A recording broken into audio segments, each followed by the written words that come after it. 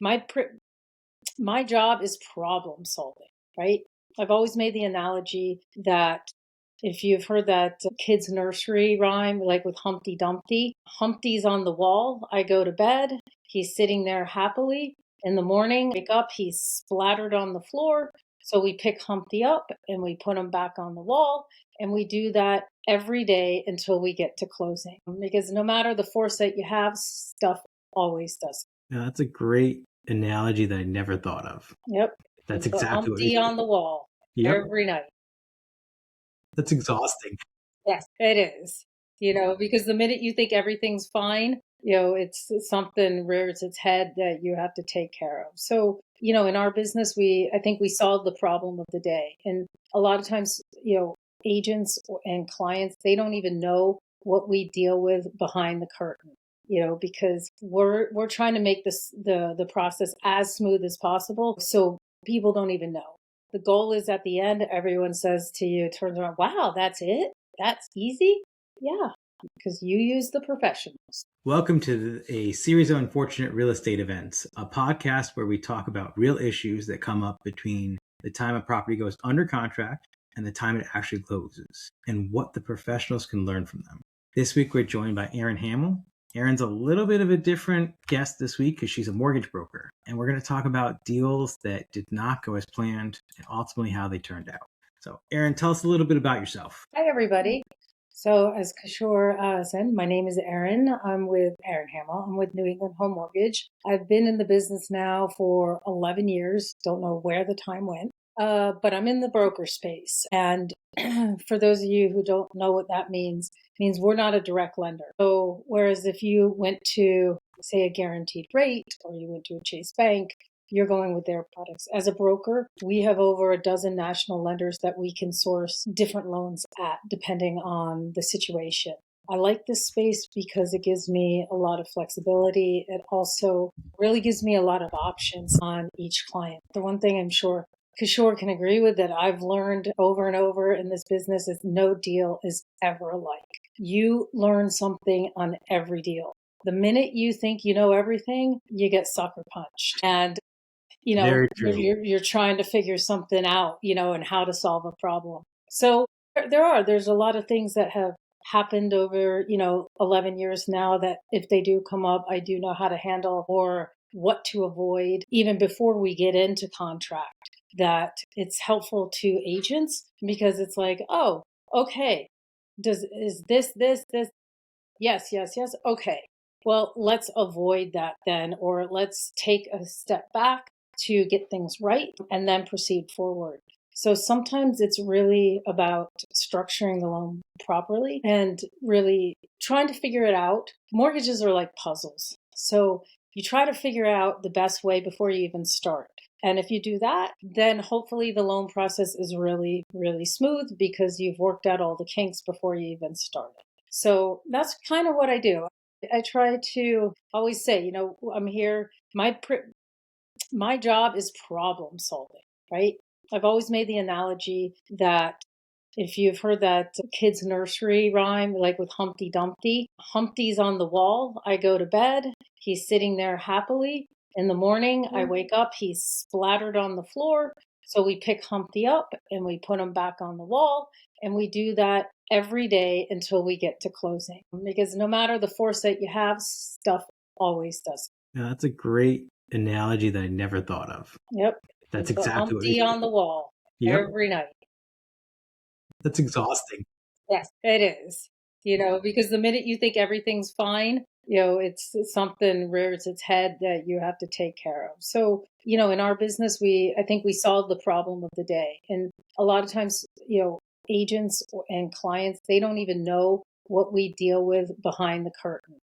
Because we're trying to make the process as smooth as possible, so people don't even know.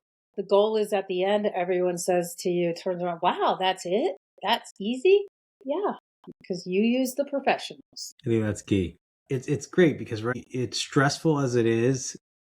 It's a lot of fun. I actually enjoy the fact that most days you never know what you're going to get into, and it's never the same, right? No two closings I feel like are the same. There's always little hiccups that are different each time that make it enjoyable. One of the main things I love about real estate is it's always new and refreshing. I know a lot of my friends and things think I have the most boring job in the world because it's the same all the time. Couldn't be farther from the truth, no. because you're matching up borrowers with totally different financial situations with a totally new property, putting it together and trying to make this deal work. And borrowers tend to self-sabotage during this process.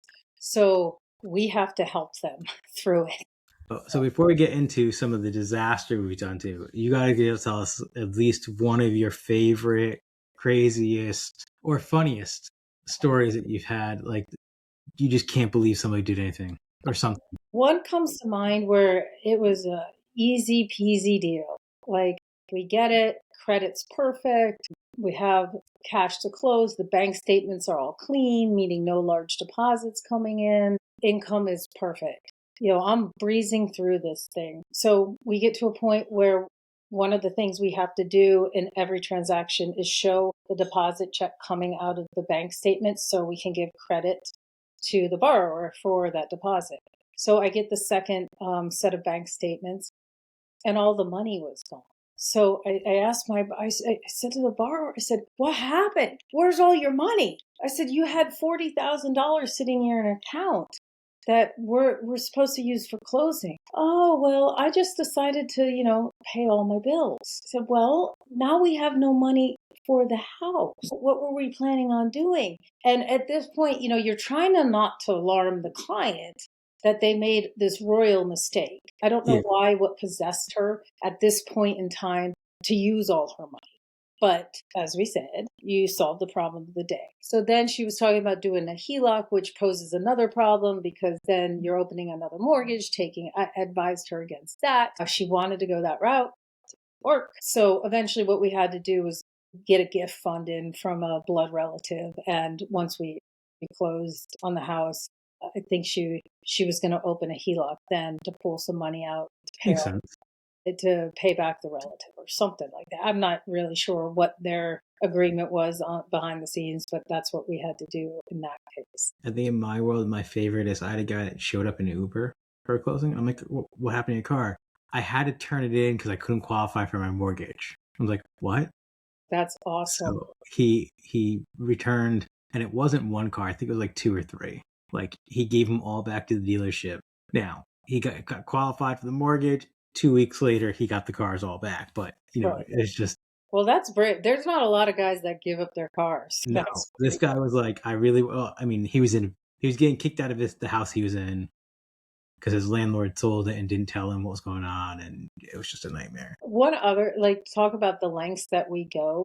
People always ask sometimes, just kind of maybe getting off subject, but what makes you different, or why should I use a local lender or a local broker, or maybe Chase has point, an eighth of a point better in rate or something like that. Well, I remember there was one closing where it was during COVID. I was doing an FHA loan, and the appraiser went out to the house, and there was a staircase going down to the driveway that my agent didn't realize would need a handrail. So now we're in COVID. We can't get contractors out. My agent's 9 months pregnant. She's freaking out. Like, we have to close. I don't know what's going to happen. I said, relax. I called up my dad. I said, "Hey, Dad, do you have a concrete drill?" And what did we do? We drove an hour away. We installed a railing, and we closed the deal on time. So, I think it's really important for people to know that having a team that really cares and goes above and beyond, right, is essential to not just closing deals, but to close them on time, as stress-free as possible. Because I don't know another lender that would have gone out and installed a railing in the middle of winter. Nope.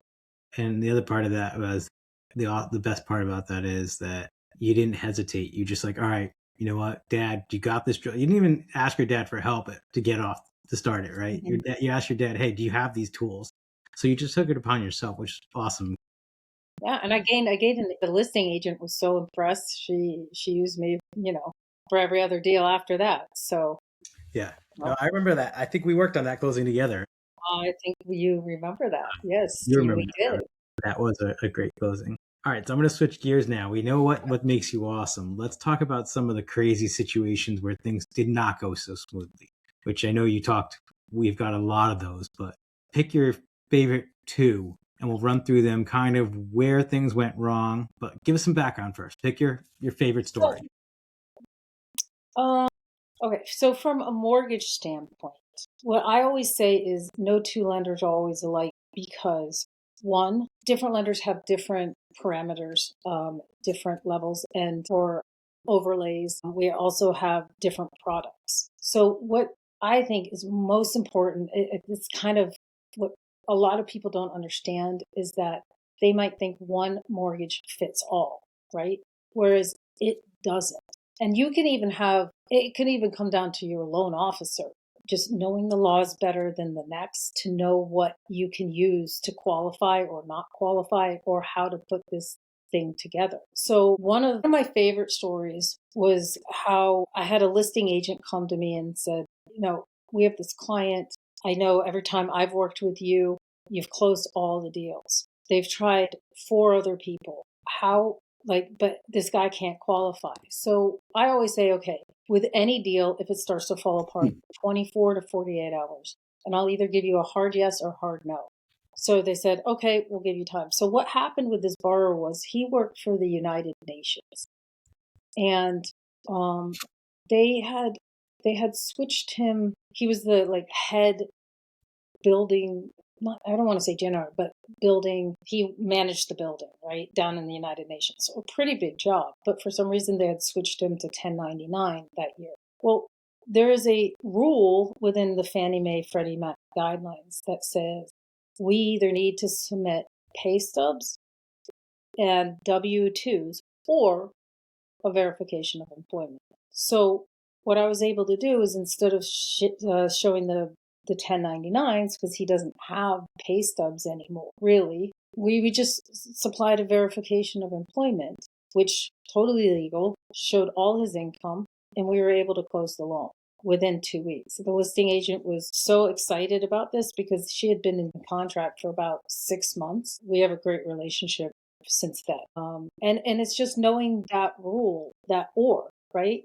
So, Right. and if you don't know that, then, that's why everyone else denied it and we were able to get it through. Now So that was just kind of a cool thing. yeah. In that deal, did that client come to you to start or was that something No, you took over? it was through the listing agent, Oh yeah. and the borrower like had gotten denied all these other places. And so I just said to the person, listen, I don't know if we can do this, but give me a little bit of time. I'll stop what I'm doing. Let me figure it out. If this is accepted, we'll close. And so they were very appreciative. So it was actually through the listing agent and not the borrower agent. So the Another. buyer closed, got his home because you got creative Mhm. within the law, right? We're not saying you Yeah, broke the law in any within the way, law, right? I want it to make that was very clear. right. Yeah, nothing was, it was submit this or this. So we submitted that. All right. So what piece of advice do you think you could teach a young realtor or Is, a young real estate professional from that experience? What is something that they could have done differently? the main thing is we work too hard to get into contract with our deals. You should always, always get a second opinion. Mortgage people are like doctors. So if something's going wrong, as long as your clients are willing, it behooves you and everybody in the process to have another set of eyes look at it because maybe we see something that somebody else didn't. For example, one of the things I find that a lot of loan officers don't do is in this age of retiring people, they have a lot of money sitting in an IRA account, but they might be on Social Security income or pension income. So they don't want to sell their house first and then move, but they don't qualify right, with just their monthly income now because it's retirement income. And so they're in a rock and a hard place because they're elderly. They don't want to move twice. They want to have time to move. Yeah. One of the things that I do frequently, and again, it's within the law, is that if there's money in an IRA account and it has to last 3 years at least, so you have to have enough money in an IRA. the retiree can set up a monthly draw, right? And they set up a monthly draw from that IRA account, and I can use that as qualifying income. So then I can work backwards. So let's say, for somebody to qualify, whatever they need, I can say, okay, on this house, yeah, call your guy, set up an IRA withdrawal for 4,500 this, and then they qualify. And we just have to show 1 month's withdrawal and the statement showing that there's enough money in it to, say, pay the mortgage for 3 years. And I've done that consistently with these baby boomers who are downsizing.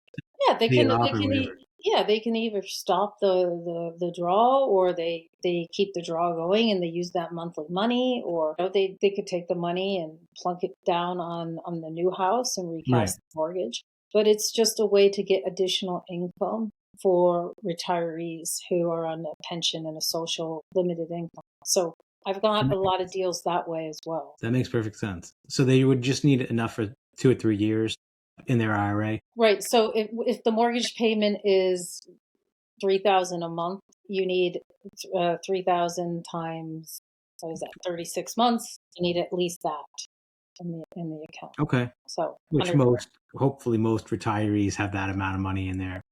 So it has to be a retirement account. It can't be just a straight up stock account. It has to be an IRA, a 401k, something. Okay, so somebody can use a 401k and do the same thing. So the things like, I like to talk about condos a lot because this is great for real estate agents to know if they're touring clients on condos, is that if their client can put down at least 10%, it triggers what's called a limited condo review instead of a full condo review.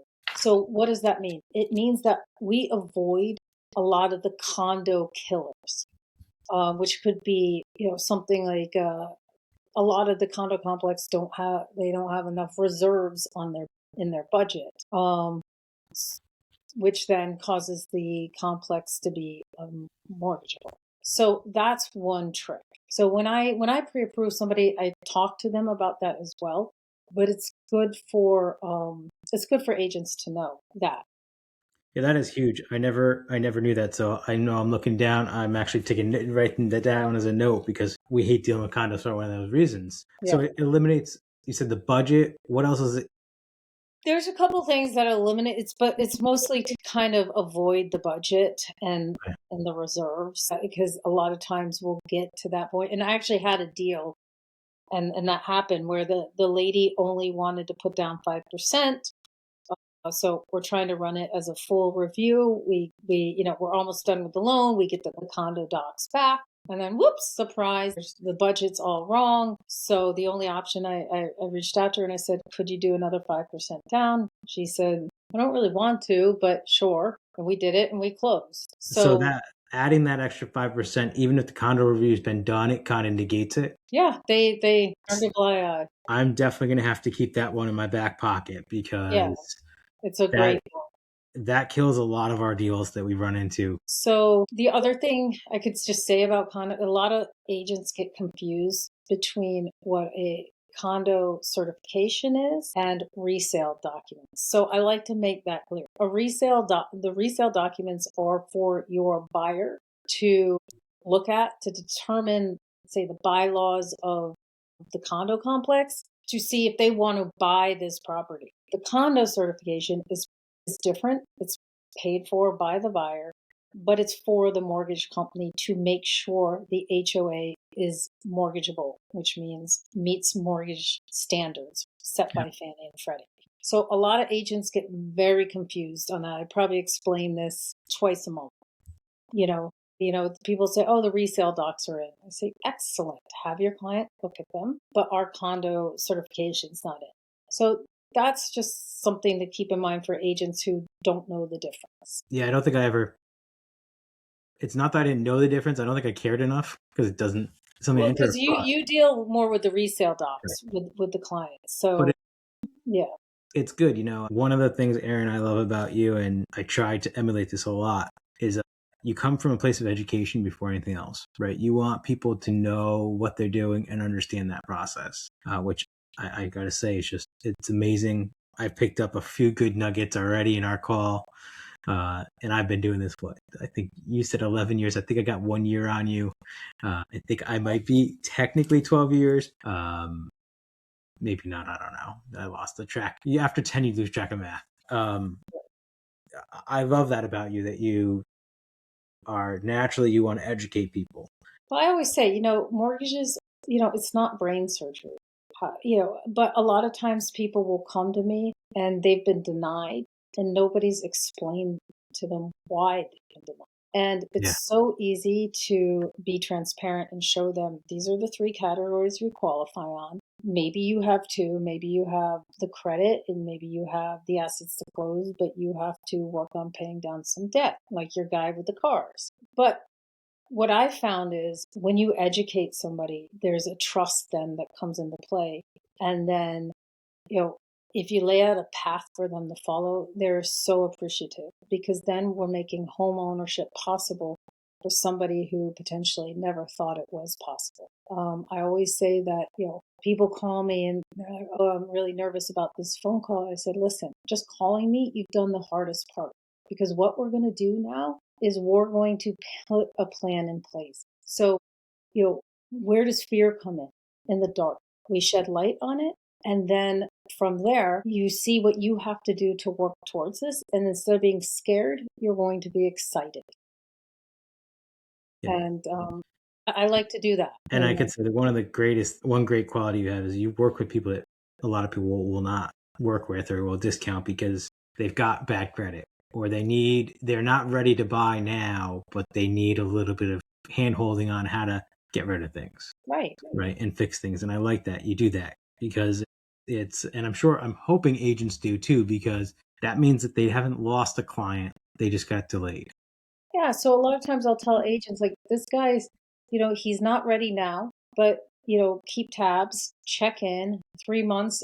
If they follow the plan, you'll have a golden client. Yeah. I think, that's helpful for agents as well, because you can build up a pipeline.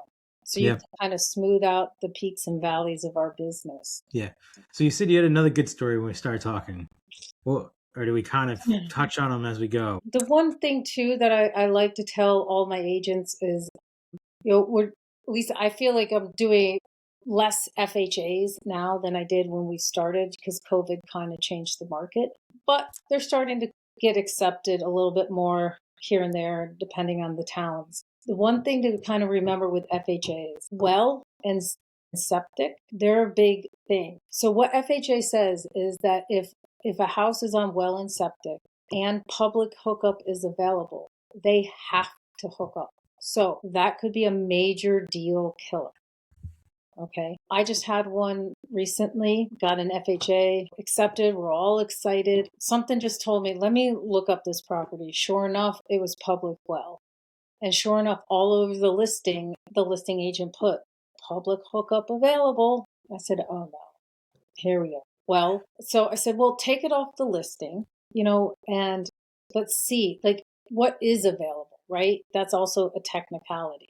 So the appraiser came out, sure enough, it got made subject to public hookup. But then the other technicality of that rule is what FHA says is if the hookup is financially like astronomical and it's going to kill the deal, then they'll forego that part. So you can get a contractor out there to show, okay, yeah, there is public hookup, down the street, but it's going to cost $15,000. So that's a way around that. But I just like when you're out in the field as an agent, knowing that can be huge because we saw that because I knew that could be a potential problem. So I told both agents. So we knew that this could be coming down the pipeline and we knew how to prepare for it. So, which is good because it didn't cause delays in the loan. Nobody's freaking out in the last minute, screaming, panicking. So stuff like that, like all these little rules are great for agents to know, just so they have the foresight when they're out looking at properties with their clients. In those situations, do you need to appeal it, or is it just I'm assuming there's a process where you have to go through to show that? I mean, from the lender side, it's like, okay, let's get a contractor out there. Let's get a quote to see how much the hookup's going to be. And I forget the exact amount, something like 3%, I think, of the purchase price. I'd have to go look excuse me, look up the underwriting guideline. But I know if it's like astronomical, and then we just turn that in as a lender, and then whoops, sorry, I dropped my phone. They'll clear that condition. See, So and I don't think a lot of lenders know that. I don't know what is up with my camera, but I was thinking, I don't think a lot of lenders know that rule because we've had so many deals die for that. Wasn't even aware of that. So that is a huge piece of information I'm going to keep in store as well, because there's too many times that deals fall apart because there's public water half a mile down the road and technically public hookup is available. right, but if it's too costly, it's going to cost too much money. Yeah, so there's a lot of funny little rules like that you really only, until you have that situation happen, you're like, you don't know how to handle. Yeah. So I think that's where it comes in, having the experience and having, well, yeah, I remember this is what happened, this is what we did. Well, I also think the experience I've had with you is you're not willing to just accept the answer as the way it is. You have to dig into it a little bit more, right? I remember with my closing, I was freaking out about that accountant letter. Because I run my own business, and because I run my own business, I needed a letter from my accountant, and I remember freaking out. And accountants won't write anything, and I just remember freaking out, saying, "Oh, I'm going to lose my house. And being a wreck." And I'm like, "You were calm and steady, and you're like, sure, just relax. You know what you're doing. It'll be fine." And it all worked out. Yeah. So, and again, that's one of the things where having different lenders or different options, some lenders are more stringent than others. Some lenders, exact same thing, they're not going to accept, and I can flip it to somebody else who are like, yeah, no problem, I'll take care of that. I remember one situation where the agent called me up and said, oh my God, I don't know what's going on. These clients, they were given the clear to close, the final approval by the lender. They moved out. They're living in a hotel. And now the lenders come back and said, no, they're not going to close the loan. And what had happened in that situation was just they had some student loans that had been in deferment or I think collections. And for some reason, that for that particular lender, they wouldn't let them pay them off because they needed an updated letter, and they couldn't get an updated letter because I think the student loan places were closed for another 2 months. So I got all their docs. I sent it to my one lender and I said, listen, can we just pay these off at closing? And they said, sure. And we close. Yeah.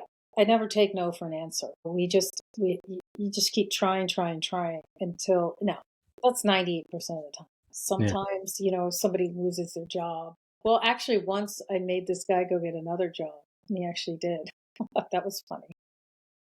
You've had a fun few of those. I'm definitely gonna have to call you back again, because I know we've worked together over the years, and we've got some doozies, and then we have some that are they all end up happy, but we've got some doozies and we've got some fun ones that have just come together and been smooth and easy. So they're not all difficult. So don't send Erin all your difficult stuff. She does like some of the easy ones once in a while. So Erin, I ask everybody, what's the best way to get in touch with you? I know I've got my ways to reach you. I send smoke signals and get answers back very quickly. No, I'm kidding. I have my cell phone.